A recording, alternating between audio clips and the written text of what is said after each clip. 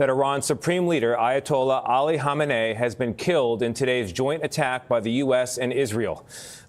بعد از عمری مجاهدت حسینی و دائمی و خستگی ناپذیر روح بلند و ملکوتی کوه نستوه ولایت پدر مهربان امت በአሜሪካና እስራኤል ጥቃት የተገደሉት የኢራን ሃይማኖታዊ መሪ አያቶላ አሊ ኻሜኒ ለአራት ወራት ሳይቀበሩ ቢቆይም አሁን ላይ ግን ስርዓተ ቀብራቸው ሊፈጸም መሆኑን የኢራን መንግስት ገለጸ። ይህ ቀን በኢራናውያን ዘንድ በጣም ትልቅ ቀን ነው። ምክንያቱም መሪያቸው ከተገደሉባቸው በኋላ የበርካታ ዜጎች ፍላጎት የነበረው በአያቶላ አሊ ኻሜኒ ስርዓተ ቀብር መገኘት ነበረ።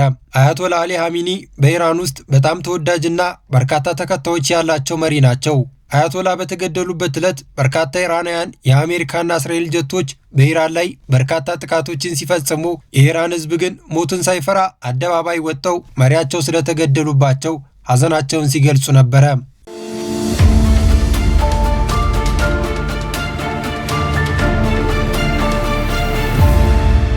የኢራን ዜጋ ምን ያህል መሪያቸውን እንደሚወዱና ለመሪያቸው ያላቸውን ትልቁን ክብር ያሳዩበት ትልቅ ወቅት ነበረ። አያቶላ ለኢራን መሪ ብቻ አይደሉም፣ ዘመናዊቷን ኢራንን የፈጠሩ ትልቅ መሪ ናቸው። አያቶላ ከቀላል የሃይማኖት ተማሪነት ተነስተው የዘመናዊቷን ኢራን መስራችና ኢራንን ለረጅም ጊዜ የገዙ መሪ ለመሆን የበቁ ጠንካራ መሪ ናቸው። አያቶላ አሊ ኻሜኒ እንደ አውሮፓውያን አቆጣጠር በሐምሌ 16 ቀን በ1939 በአሁኗ ሁለተኛዋ ትልቅ የኢራን ከተማ እንዲሁም በኢራን ቅድስት በምትባለው መቃዳስ ከተማ ተወለዱ። ኻሜኒ አባታቸው ሰይድ ዋህድ ኻሜኒ ከወለዷቸው 8 ልጆች መካከል ሁለተኛው ልጅ ናቸው። አባታቸው ግን ዝቅተኛ ገቢ የነበራቸው የሺዓ እስልምና የሃይማኖት ምሁር ነበሩና ኻሜኒም ከአባታቸው እግር ስር እያሉ እምነታዊ ትምህርቶችን እየተማሩ አደጉ። አያቶላ አሊ ኻሜኒ የሃይማኖት ትምህርታቸውን በመቃድስ የጀመሩ ሲሆን በዛ ብቻ ግን አላቆሙም ነበረ። ኻሜኒ እያደጉና ከፍ እያሉ ሲመጡ በኢራኗ ቆሞ ከተማ በሚገኝ ታዋቂ የሃይማኖት ተቋማት በመዘዋወር ከፍተኛ ትምህርታቸውን ተከታትለዋል። በተለይ ደግሞ በቆም ከተማ በነበራቸው ቆይታ የአያቶላ ሩሃ ኻሜኒ ደቀ መዝሙር ሆነው ያገለግሉ ነበረ። የኻሜኒ የፖለቲካ እንቅስቃሴ ሀብሎ የጀመረው ከተቃውሞ ነበረ። በ1960ዎቹ ኻሜኒ የሻህ መሐመድ ራዛ ዓለማዊና ምዕራባዊን ደጋፊ የነበረ አስተዳደር በጽኑ ከሚቃወሙ ወገኖች አንዱ ነበሩ። ይህም የኻሜኒ የፖለቲካ ህይወት ጅማሬ አንዱ ማሳያ ተደርጎ ይወሰዳል። ኻሜኒ በወቅቱ በኢራን ትልቅ መነቃቃት ፈጥረውም ነበረ። በዛንም ወቅት የአያቶላ ኻሜኒ ንግግራቸውና በራሪ ጽሑፋቸውን በማሰራጨትና ህዝብን በማነቃቃት ረገድ ትልቅ ሚና ተጫውተዋል። በዚህ የፖለቲካ እንቅስቃሴያቸው ምክንያት የሻህ የደህንነት መስሪያ ቤት ውስጥ በተደጋጋሚ ለእስርና ለእንግልት እንዲዳረጉ ሆነዋል። በዚህ ምክንያት አያቶላ አሊ ኻሜኒ ለተወሰኑ ዓመታት በስደት እንዲኖሩ አድርጓቸዋል። በ1979 ዓ.ም ደግሞ የኢራን እስላማዊ አብዮት ድል ሲቀናጅና የስደት ጊዜያቸው ሲያበቃ ወደ ሀገር ቤት ተመለሱ። በአዲሱ የእስላማዊ ሪፐብሊክ መዋቅር ውስጥ ፈጣን የሚባል እድገትን ያሳዩ ሲሆን ከዚያም በሀገሪቷ ላይ ቁልፍ የሚባሉ ቦታዎችን በኃላፊነት ተሾመው የኢራን እስላማዊ አብዮታዊ ዘብን አገልግለዋል።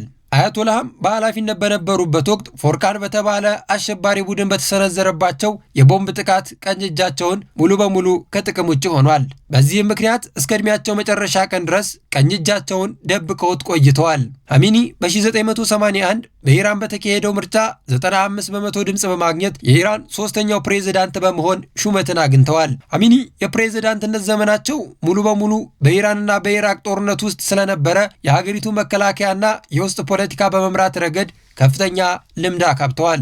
የእስላም ሪፐብሊክ መስራች አያቶላ ኻሜኒ በ1989 ሲያርፉ የኢራን የባለሙያዎች ምክር ቤት አሊ ኻሜኒ አዲሱ የበላይ መሪ አድርጎ መረጠው። በወቅቱ የነበራቸው የሃይማኖት ማዕረግ ሁጃት አልእስላም ነበረ።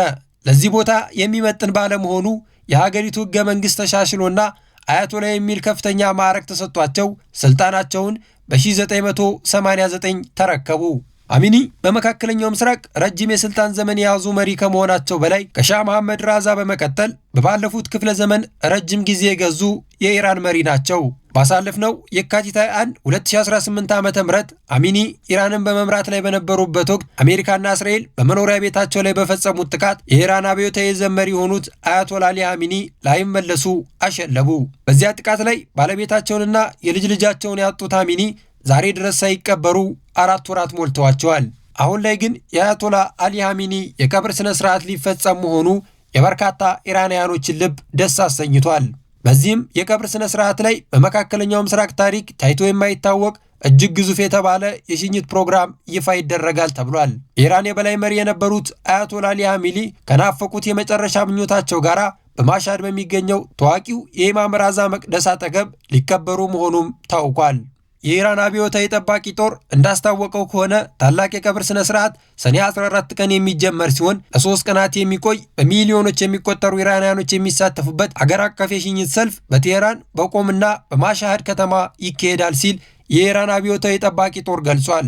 በዚህ ታሪካዊ የቀብር ስነ ስርዓትም ላይ ከ20 ሚሊዮን በላይ ህዝቦች ሊታደሙ ይችላል ተብሎ የሚጠበቅ ሲሆን ይህም በሰው ልጅ ዘመናዊ ታሪክ ውስጥ ትልቅ ህዝባዊ ስብስብ ያደርገዋል ተብሏል። ይህ አስገራሚ የህዝብ ቁጥር እንደ አውሮፓውያኖቹ አቆጣጠር በ1989 የተከናወነውና 10 ሚሊዮን ህዝብ የተገኘበት የቀድሞ መሪ የአያቶላ ሩሃላ ኻሜኒ የቀብር ስነ ስርዓት በእጅጉ የሚበልጥ እንደሚሆን ተነግሮለታል።